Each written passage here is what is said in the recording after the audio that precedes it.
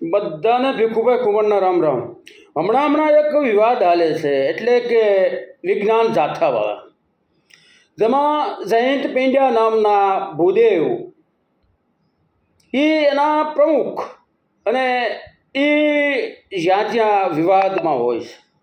પણ પ્રથમ તો એ એક શિક્ષક હતા, અને એમાં એણે ઉસાપત કરી, વિદ્યાર્થીઓની શિષ્યવૃત્તિ ખાધી 22,000 રૂપિયા, અને એ સસ્પેન્ડ થયા, અને 7 વર્ષની સજા પણ પડી.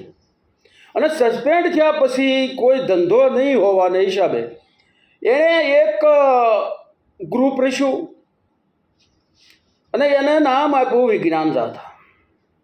અંધ નિવારણ કાર્યક્રમ, એટલે અંધશ્રદ્ધાને દૂર કરવી, બહુ સારી વાત. અને એ પ્રથમ કે એવી પ્રથાઓ દૂર કરતા હતા કે જેથી કરીને માણસને જે હિંસા થઈ જતી, એવી અંધશ્રદ્ધા હતી કે કોઈ જનાવરને બલિ ચડાવી દેવા, કોઈ પોતાના દીકરાઓને બલિ ચડાવી દેવા, કોઈ ધૂણતા, આવા બધાના કાર્યક્રમની માલપા એ કાર્યક્રમ કરે. અને જ્યાં જાય ત્યાં જે કાંઈ લાભહાનિ થતું જ હોય તો લખાવી લે કે ભાઈ હું આવું નહીં કરું, ત્યાંથી નહીં કોઈ જાય, બરાબર લખાવે. આમ કરતાં તો લાભાવું જમશે. અને હમણાં તો બાબા બાંગેશ્વર, એટલે કે જે કથાકાર, હવે એનો પણ એને વિરોધ કર્યો કે આ પણ અંધશ્રદ્ધા ફેલાવે છે.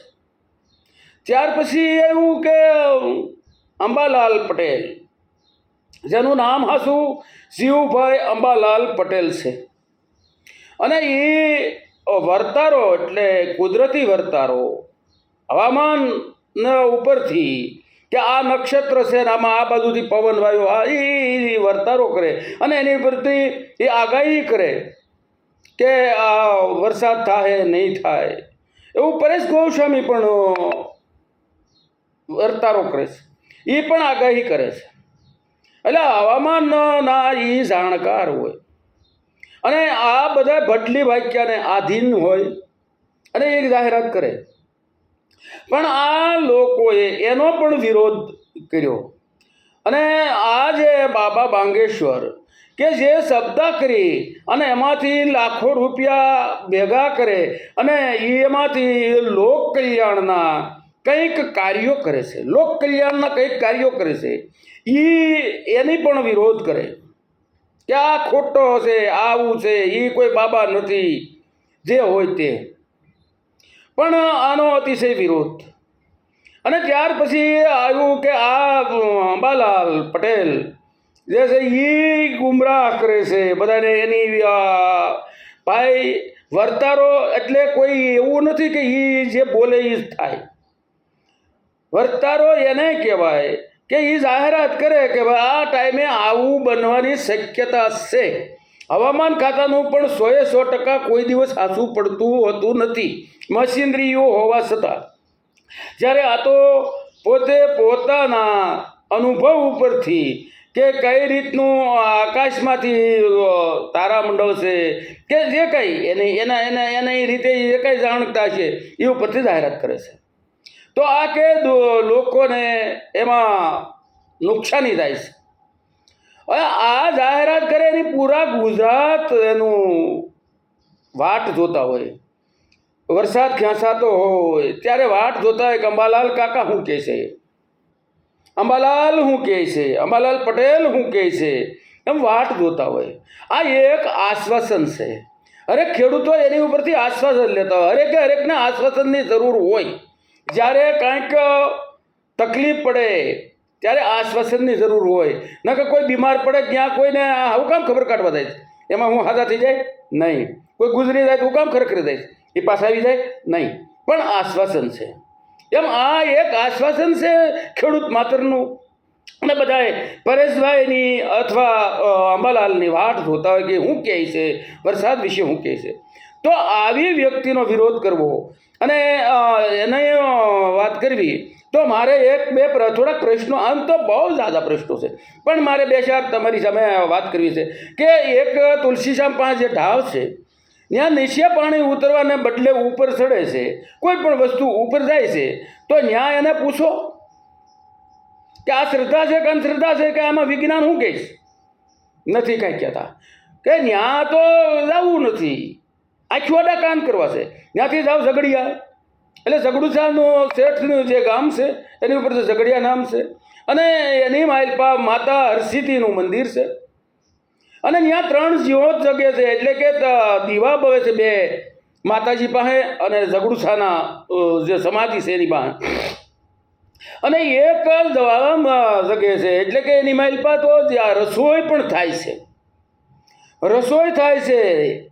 એની માલપા કોઈ પણ પ્રકારનું ઈંધણ નાખવામાં નથી આવતું, અને ગમે એટલી રસોઈ કરવી હોય. અગાઉ ત્યાં જ્યારે આંગણવાડી નહીં થયેલી ત્યારે આખા બાળકો માટેનું તમામ રસોઈ પણ એની ઉપર જમતે, અને એ વિશેષતા એ છે કે એને હાથથી ઠારી શકાય છે, હાથ દાજતો નથી, હાથથી આમ ઠારી નખાય. પ્રગટાવી ત્યાં નિભાવે કરે એટલે પ્રગટી થાય. પછી ત્યાં કાગળ મૂકી દો તો એ કાગળ નથી બળતો, પણ માથે 100 માણસની રસોઈ રંધાઈ જાય. ત્યાં શું વિજ્ઞાન કહે છે? ત્યાં શું આ વિજ્ઞાન જાથાવાળા કહે છે? ત્યાં નહીં જાય. તમે જાઓ ઓરિસ્સા, જગન્નાથપુરીનું મંદિર, અને જગન્નાથ એ મંદિર વિશે તો 10 અજાયબીઓ છે, 10 અજાયબી. કે ઘુમટ એની જે શિખર છે એ શિખરનો પડછાયો પડતો નથી, ધજા વિરોધમાં ફરકે છે, સામે પવને ફરકે છે, અને એની ઉપર કોઈ પણ જનાવર બેહી શકતું નથી. એવી 10ની અજાયબી છે. તો જાય ત્યાં અને કહે ને કે ભાઈ આમાં વિજ્ઞાન શું કહે છે, આમાં ક્યાં આ શ્રદ્ધા છે કે અંધશ્રદ્ધા છે કે શું છે? ત્યાંથી તમે આગળ જાઓ તો સુરતની માલપા 3 પાંડલાનો વડલો, કેમ 5-5 વર્ષ એની છે, તો એ શ્રદ્ધા છે કે અંધશ્રદ્ધા છે? પણ એનું કોઈ ત્યાં કાંઈ જવું નથી, ખાલી ને ખાલી આવા ખોટા વિવાદ કરવા છે. અને હું તો આવા તો જો આગળ કહેવા બેહું તો અનેક જગ્યાએ અનેક પરસા કહી તો કહેવાય, અનેક શ્રદ્ધાના સ્થાન કહી તો કહેવાય, અને વિશ્વાસપાત્ર કહી તો કહેવાય, પણ આ તો પોતે બ્રાહ્મણ છે. જયંતભાઈ પિંડા પોતે બ્રાહ્મણ છે, અને આપણે લોકો બીજા તમામ બ્રાહ્મણને પગે લાગતા હોય, બધા પગે લાગે છે, અને દાદાને ધરતી ઉપરના દેવ ગણવામાં આવે છે, એટલે ભૂદેવ પણ કહેવામાં આવે છે. ભૂદેવ એટલે પૃથ્વી ઉપરના દેવ, ધરતી પરના દેવ આપણે એને કહીએ છીએ, અને તમામને આપણે દાદાની પદવી દઈ અને આપણે પગે લાગતા હોઈએ.